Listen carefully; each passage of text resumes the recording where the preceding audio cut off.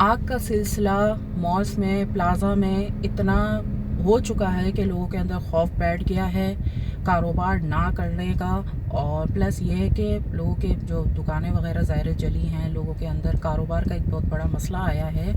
और पूरी दुनिया से जो है वो लोग ऑनलाइन काम करते हैं, लेकिन सिर्फ पाकिस्तान में ये सिस्टम अभी तक इतना एक्टिव नहीं हुआ कि ऑनलाइन आप बिज़नेस करो जिसमें आपको शॉप की भी ज़रूरत नहीं होती, आप घर बैठे बिज़नेस करो। अब मैंने कितनी बार ये बात कही है कि देखो, मैं ऑनलाइन से कमाती हूँ तो आप लोग क्यों नहीं कमा सकते।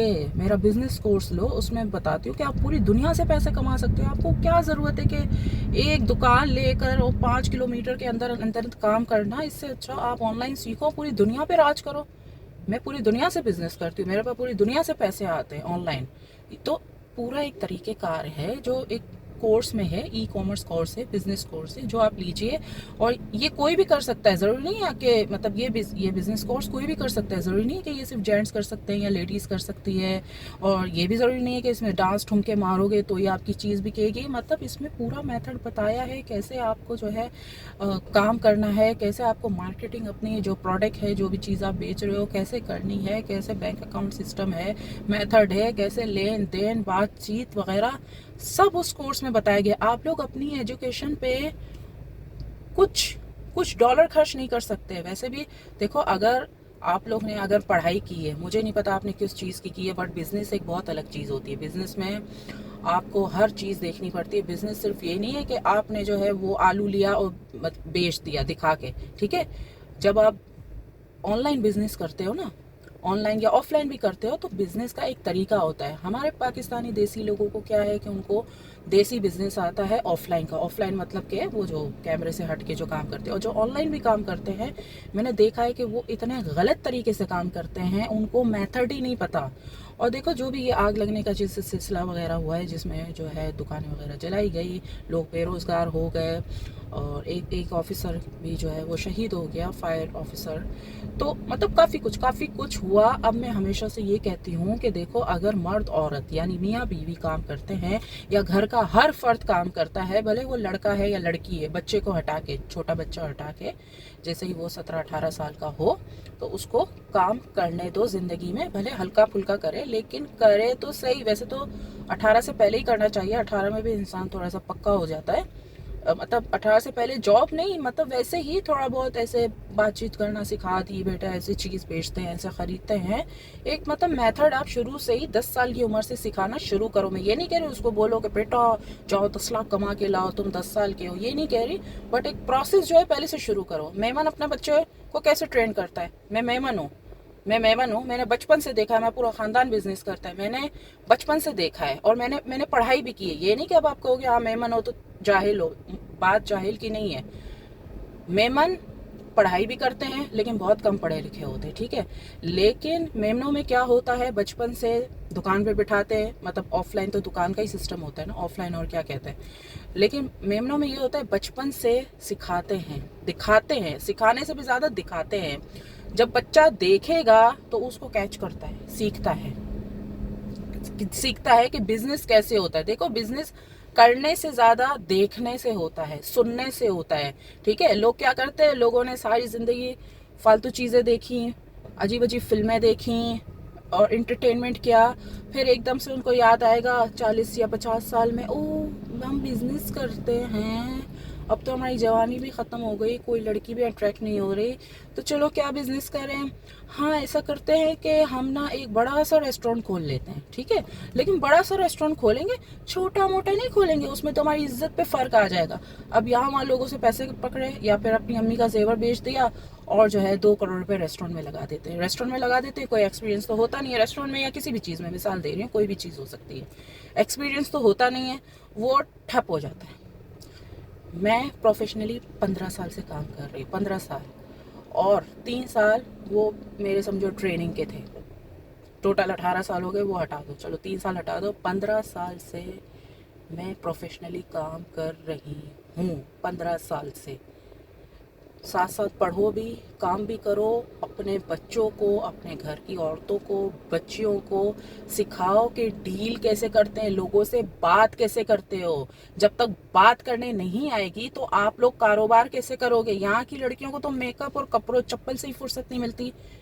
بھائی یہ لڑکا پٹانا ہے, یہ کرنا ہے, بس شادی. ہمارے یہاں کیا ہے, بیسک مسئلہ کیا ہے, شادی. لڑکی ہے تو شادی, اور لڑکا ہے تو لڑکے کا کیا مسئلہ ہوتا ہے, لڑکے کا بھی شادی ہوتا ہے, ٹھیک ہے, لڑکے کا بھی یہی مسئلہ ہوتا ہے. لڑکے کو بھی بولیں گے ہاں ٹھیک ہے چلو اب تو بڑا ہو گیا ہے تو اس کی بھی شادی کر دیتے ہیں, یا پھر ایک کوئی بہت عام سی جاب کا بندوبست کر دو, اس کی شادی ہو جائے گی.